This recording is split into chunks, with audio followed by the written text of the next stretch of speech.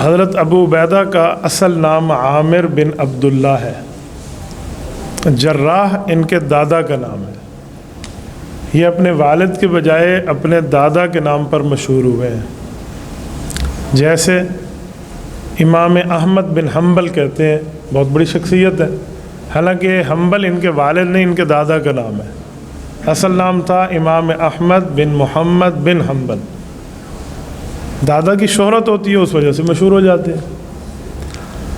ایسے ہی ابو عبیدہ بن جراح ہے، اصل نام ہے ابو عبیدہ بن عبداللہ بن جراح۔ یہ شروع میں اسلام لائے ہیں اور حضرت ابوبکر صدیق رضی اللہ تعالیٰ عنہ کی دعوت پر ایمان لائے۔ ان کو کہا جاتا ہے قدیم الاسلام صحابی، یعنی بہت پرانے ہیں۔ ابھی حضور پاک علیہ الصلوۃ والسلام دار ارقم میں بھی تشریف نہیں لے گئے تھے، اس سے پہلے یعنی یہ پہلے 40 مسلمانوں میں شامل ہیں۔ ترتیب کے اعتبار سے حضرت عمر رضی اللہ تعالیٰ عنہ سے بھی پہلے ہی مان لائے ہیں۔ ابو عبیدہ بن جراح نے 3 ہجرتیں کی ہیں۔ ایک بار حبشہ ہجرت کی حضور پاک صلی اللہ علیہ وسلم کے حکم پہ، وہاں کسی نے افواہ اڑا دی کہ مسلمانوں کو مکہ میں فتح ہو گئی ہے اور آپ لوگ واپس آ جائیں۔ جب یہ مکہ مکرمہ واپس پہنچے تو پتہ چلا جھوٹ تھا، تو انہوں نے دوبارہ سفر کیا، پھر حبشہ پہنچے۔ حبشہ مکہ مکرمہ سے کوئی قریب نہیں ہے۔ آپ دنیا کے نقشے پہ دیکھیں نا، مکہ اور ایتھوپیا، تو بندے کو سمجھ آ جاتا ہے کہ کتنا بڑا سمندری سفر اس شخص نے کیا ہوگا۔ پھر اس کے بعد حضور پاک صلی اللہ علیہ وسلم جب مدینہ منورہ تشریف لائے تو یہ مدینہ منورہ انہوں نے ہجرت کی ہے۔ یہ ان کی اسلام میں 3ری ہجرت ہے۔ 2 بیویاں ہیں اور 2 بیٹے ہیں، ایک بن جابر ہے اور ایک عمیر ہے۔ ابو عبیدہ بن جراح رضی اللہ تعالیٰ عنہ کی اگر سیرت کے آغاز کو شروع کریں نا تو اتنے واقعات ہیں کہ تھوڑے سے وقت میں اس کو سمونا بڑے دل گردے کا کام ہے۔ زہد اور تقوی ان پر ختم تھا، اتنی عبادت کرتے تھے، اتنی عبادت اگلا سمجھتا تھا یہ لکڑی کھڑی ہوئی ہے انسان میں، اتنی حد تک ان میں عبادت موجود تھی۔ اور کفار کی طرف سے ظلم و تشدد برداشت کیا، جب تک جہاد کا حکم نہیں تھا تو خاموشی سے برداشت کیا، حتیٰ کہ اپنا والد بھی ان کو بہت زیادہ مارتا، تشدد کرتا، کلمہ چھوڑ دے۔ یہ کہتے ابو آپ کی ہر بات ماننے پہ تیار ہوں، دین والی بات کے علاوہ کوئی اور بات کرے، کوئی خدمت کروانی ہو، کچھ کمانا ہو، آپ کے ہاتھ پہ دینا ہو، وہ سب کچھ کہہ دیں۔ آپ کہہ دیں نا بیوی نہ رکھ میں چھوڑ دوں گا، لیکن آپ کہیں میں کلمہ چھوڑ دوں، یہ میں نہیں چھوڑ سکتا۔ یعنی اس کے باوجود بھی کبھی اپنے ابو کی خدمت میں، احترام میں کمی نہیں کی۔ اور قرآن کریم کا یہی حکم ہے کہ اگر والدین شرک کا حکم کریں تو وہ نہ مانیں، باقی خدمت میں کمی نہ لائیں، کیونکہ شرک یہ اللہ کے ساتھ ناانصافی ہے۔ جب اسلام کی پہلی جنگ بدر ہوئی نا تو ان کے ساتھ ان کی پوری زندگی میں ایک ایسا عجیب واقعہ پیش آیا ہے جو تاریخ اسلام میں ایک انمٹ نقوش سے لکھا ہوا ہے۔ جنگ بدر میں اسلام کی پہلی جنگ ہے مسلح، ترتیب کے اعتبار سے 3ری ہے، اس سے پہلے 2 جنگیں تھیں لیکن وہاں لڑائی کی نوبت نہیں آئی تھی۔ غزوہ بوات اور غزوہ عشیرہ، یہ 2 پہلے تھے۔ جنگ بدر کو پہلا اسے لکھا تھا کہ اس میں لڑائی ہوئی ہے، تلوار چلی ہے، پہلی مسلح جنگ ہے۔ ان کے مقابلے میں ایک شخص آتا، یہ اس سے اپنی آنکھیں چراتے اور کسی اور طرف منہ کر لیتے، پھر کافروں سے لڑائی ہوتی، مٹھ بھیڑ ہوتی، پھر لڑائی، پھر ادھر، پھر وہ حملہ، پھر یہ حملہ۔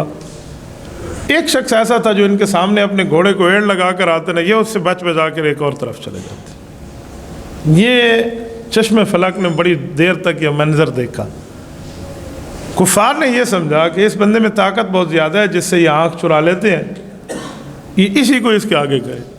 یعنی ایک بار تو ایسا ہوا کہ اس بندے نے ان کو زچ کر دیا، ہر طرف سے ناکہ بند کر کے، آؤ مجھ سے 2 ہاتھ کر، تو مجبوراً ان کو اس سے لڑنا پڑا۔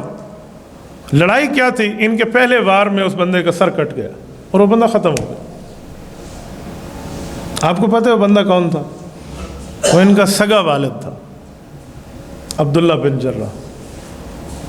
جتنا احترام کیا لیکن توحید کے مقابلے میں رسول اللہ کی گستاخی کے اوپر اگر والد اتر آئے تو یہ حشر نے کیا۔ یہ بہت کم ملتا ہے اسلام میں۔ یعنی کئی بار اپنے والد سے منہ چرایا کہ یار کوئی شاید ہدایت ہو، کوئی ادھر ادھر کوئی معاملہ، لیکن نہیں، ان کے ذمہ یہ لکھا ہوا تھا۔ ان کو حضور پاک صلی اللہ علیہ وسلم کی زبان اقدس سے لقب ملا امین الامہ۔ پوری امت مسلمہ میں اگر کسی حضور پاک علیہ السلام نے پوری امت کا سب سے بڑا امانت دار کہا ہے نا، تو وہ حضرت ابو عبیدہ بن جراح ہے رضی اللہ عنہ۔ حضور علیہ السلام کو دنیا صادق اور امین کہتی تھی نا، اور اللہ کے رسول نے انہیں امین کہا ہے کہ تو اس دھرتی کا سب سے بڑا امت میں امانت دار ہے۔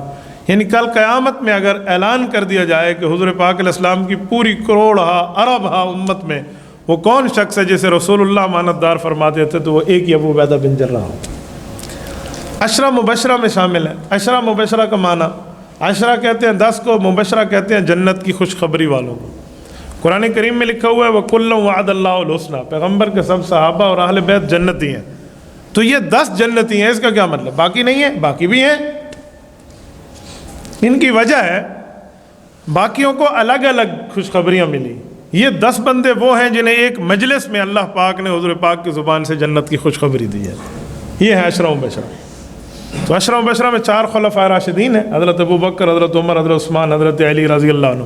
6 اور ہیں، حضرت سعد، حضرت سعید، حضرت عبد الرحمن بن عوف، حضرت زبیر بن العوام، اور حضرت سعد بن ابی وقاص، اور حضرت ابو عبیدہ بن جراح رضی اللہ تعالی عنہ۔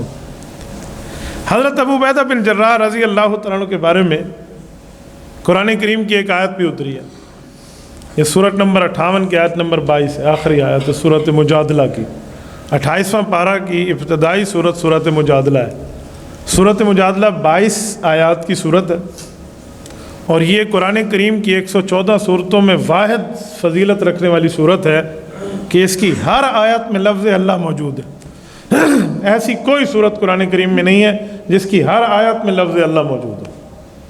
اس کی بعض آیات میں تو 4 بار لفظ اللہ موجود ہے، جیسے قد سمع اللہ قول التی تجادلک فی زوجہا وتشتکی الی اللہ واللہ تعالی، یہ پوری اس میں 4 لفظ اللہ موجود ہے۔ یہ پہلی آیت ہے۔ تو آیات اس کی 22 ہے اور لفظ اللہ 30 کے لگ بھگ ہے۔ ہر آیت میں لفظ اللہ آنا، یہ قرآن کریم کی واحد صورت ہے۔ سورت مجادلہ سورت نمبر 58 ہے۔ اس کی آیت نمبر 22 ہے، وہ آیت ان کے حق میں اتری، حضرت حضرت ابو عبیدہ بن جراح رضی اللہ عنہ کے حق میں۔ لا تجد قوما یؤمنون باللہ والیوم الآخر یوادون من حاد اللہ ولو کانوا آباءہم او ابناءہم او اخوانہم او عشیرتہم اولئک کتب فی قلوبہم الایمان وأیدہم بروح منہ۔ اے پیغمبر صلی اللہ علیہ وسلم، آپ ان جیسی قوم کو اس دھرتی پہ نہیں پائیں گے جو اللہ اور یوم آخرت پر ایمان رکھیں اور یاریاں ان سے رکھیں جو اللہ اور اللہ کے رسول کا مخالف ہو۔ ایسا نہیں ہو سکتا، اگرچہ وہ مخالف ان کا ابا کیوں نہ ہو، ان کی اماں کیوں نہ ہو، ان کے بھائی کیوں نہ ہو، ان کی اولاد کیوں نہ ہو، ان کا کنبہ، قبیلہ اور فیملی اور خاندان کیوں نہ ہو، یہ ان سے یاری نہیں رکھیں گے۔ اگر وہ اللہ کے رسول کے مخالف ہے تو یہ آپ سے اور اللہ سے پیار کریں گے۔ اولئک کتب فی قلوبہم الایمان، یہ وہ طبقہ ہے جن کے دل پر اللہ نے لوح قلم کے طور پہ ایمان کو لکھ دیا ہے۔